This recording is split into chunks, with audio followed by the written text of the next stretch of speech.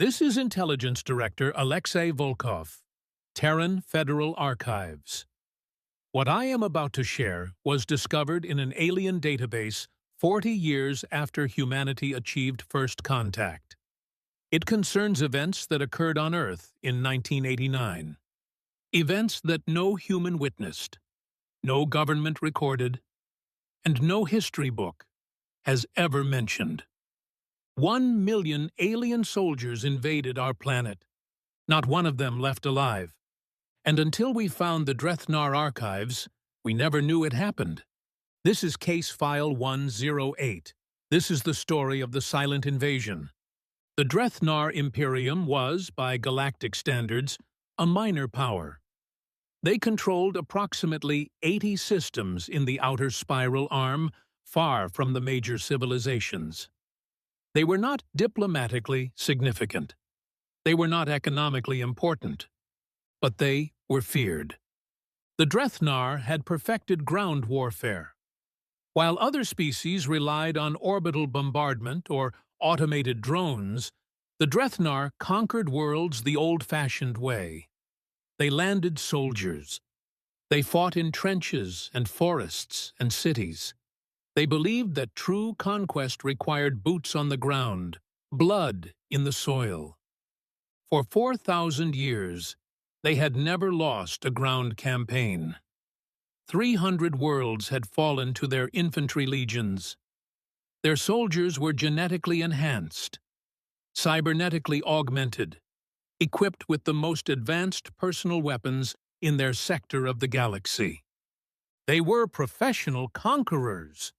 In 2089 by their calendar, which corresponds to 1989 in Earth years, their long-range probes detected a habitable world in an unexplored system. Class 7 planet, oxygen-nitrogen atmosphere, liquid water, carbon-based life, and no detectable spacefaring civilization. To the Drethnar, it was perfect. A garden world, ripe for conquest, defended only by primitive natives who had not yet discovered radio technology. The Imperium assembled an invasion force of 1 million soldiers, the largest deployment in their history, not because they expected resistance, but because they wanted to be thorough, systematic. They planned to cleanse the entire planet in a single campaign. The fleet arrived in Earth orbit on what we would call October 3rd, 1989. They conducted surveillance for 72 hours. They mapped our cities. They analyzed our military technology. They studied our population distribution. They saw nations armed with nuclear weapons and fought among themselves. They saw aircraft that could not leave atmosphere. They saw ground vehicles powered by internal combustion. By their standards, we were not simply primitive. We were laughably helpless. The invasion began on October 6th. 1 million soldiers deployed across 6 continents in simultaneous drops. They targeted population centers, military installations, and resource-rich regions. Standard Drethnar doctrine called for immediate communication dominance. Jam all enemy transmissions, establish orbital overwatch, broadcast surrender demands. They did all of this flawlessly. Then they landed. The first reports from ground forces were routine. Landing zones secured. No significant resistance. Native military forces were confused, disorganized, unable to coordinate response.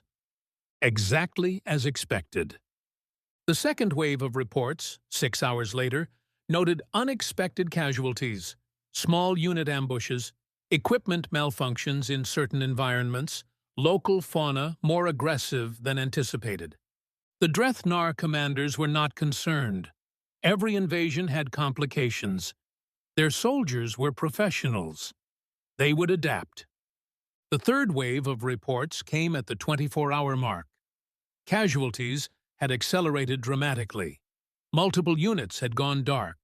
Strange reports from survivors, reports of attacks that made no tactical sense. By the 48-hour mark, the invasion command structure was in disarray. Regional commanders had lost contact with over 60% of ground forces. Distress signals were coming from every continent. Requests for orbital support were constant and increasingly desperate. At the 72-hour mark, all transmissions from Earth's surface ceased.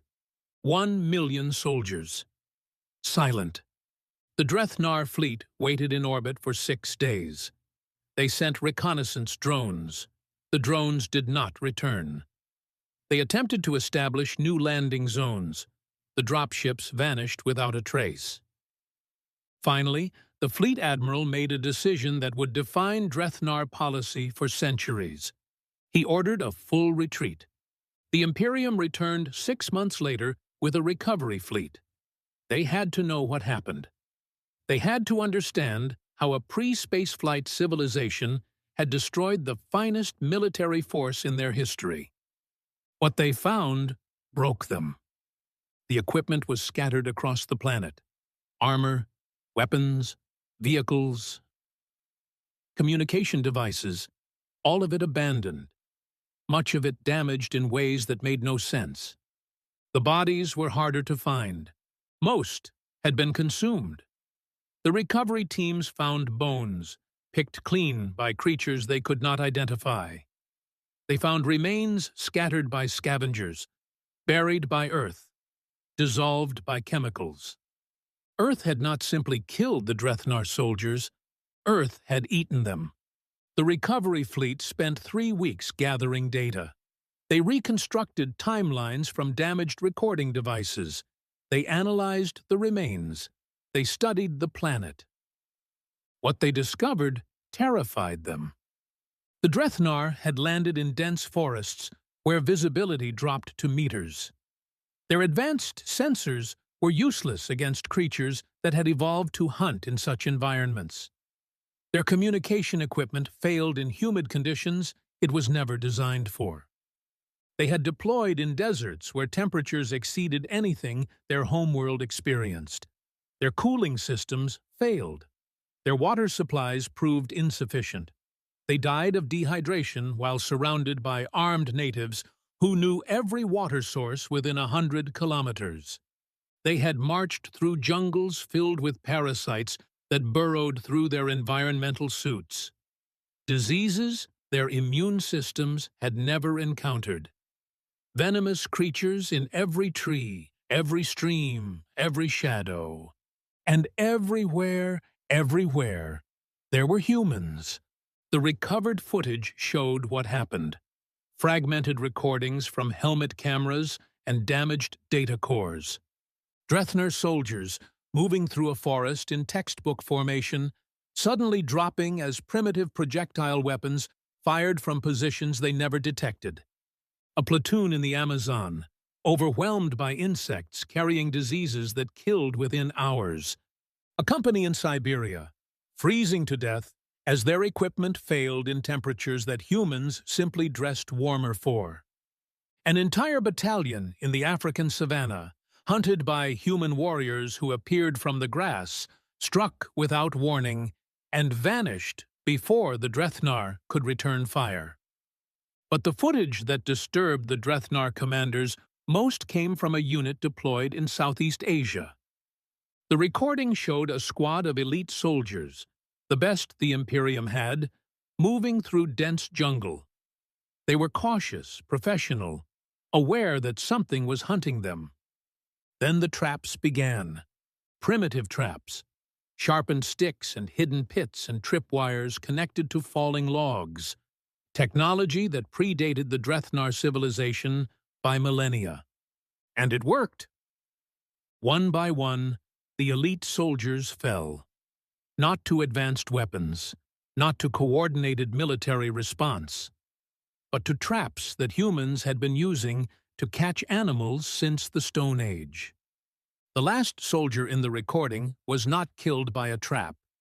He was found by the humans who had set them. The recording shows 3 individuals. Small by Drethnar standards, wearing simple clothing, carrying weapons made of wood and metal. They did not use those weapons. They used their hands. The Drethnar soldier was larger, stronger, better equipped. He had been engineered for combat. It did not matter. The humans moved with a coordination that suggested generations of practice. They struck at joints, at weak points in the armor, at locations they should not have known were vulnerable. The fight lasted 11 seconds. The elite Drethnar warrior, product of 4,000 years of military evolution, was beaten to death by 3 humans with no technological advantages whatsoever. And the look in their eyes as they did it. The Drethnar analysts wrote one word in their report: predators. The Drethnar Imperium classified Earth as a forbidden world, the highest restriction in their system. Ground invasion was permanently prohibited. Any ship that entered the Sol system was ordered to maintain orbital distance and avoid all contact with the surface. The reasoning in their archives was simple. Earth was not a garden world defended by primitives. Earth was a death world inhabited by apex predators. Everything on the planet was designed to kill. The bacteria, the insects, the animals, the plants, the weather, the terrain, and most of all, the humans. The Drethnar had believed that their genetic enhancements made them superior warriors. They were wrong. Their enhancements were a pale imitation of what Earth had produced naturally. Humans were persistence predators who had hunted animals to extinction using nothing but patience and sharpened rocks. Humans had immune systems that could adapt to diseases in days. Humans could survive temperature ranges that would kill most species. Humans could eat nearly anything organic and extract nutrition from it. And humans had spent their entire evolutionary history killing each other. The Drethnar soldiers were professional warriors. They had trained for combat. They had studied tactics. Humans were born warriors. Violence was written into our DNA. We had been perfecting the art of killing since before we could write. The Drethnar never stood a chance. When humanity achieved first contact in 2112, we discovered the Drethnar archives. We learned, for the first time, that we had been invaded, that 1 million soldiers had come to conquer our world, and that our planet had destroyed them without most of humanity ever knowing it happened. The question that has haunted xenohistorians since is simple. What exactly happened during those 72 hours? The Drethnar records show the broad strokes: equipment failure, environmental hazards, coordinated resistance from native populations. But the details are missing. We do not know which human governments knew about the invasion, if any. We do not know how the resistance was organized. We do not know who planned the ambushes, who set the traps, who coordinated the response across 6 continents. Some historians believe it was entirely organic, that humans simply did what humans have always done when invaded, fought back with whatever tools were available. Others believe there must have been coordination, that someone, somewhere, recognized the threat and mobilized a response. We will probably never know. 1989 was before comprehensive digital records. Whatever documentation existed has been lost, destroyed, or classified beyond our access. All we know for certain is the result. 1 million soldiers landed on Earth. 0 returned. And humanity did not even notice. The Drethnar Imperium eventually fell. Internal conflicts, economic collapse, the usual fate of aggressive powers that overextend. They are a minor species now, scattered across a handful of worlds, their glory days a distant memory. But they remember Earth. Their children are taught about the silent invasion. They are shown the footage. They are told the lesson that the Imperium learned too late. There are worlds that cannot be conquered. There are species that should not be challenged. And there is a blue planet in an unremarkable system that ate 1,000,000 soldiers and was still hungry for more.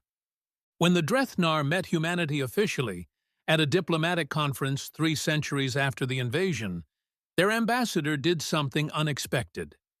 He apologized, not for the invasion. By their culture, that was simply war. No apology needed. He apologized for underestimating us. "We thought you were prey," he said. "We did not understand. Your planet is not your home. It is your training ground. Every day of your existence, you fight to survive. Your air is poison to us. Your water is death. Your animals are nightmares. Your diseases are weapons.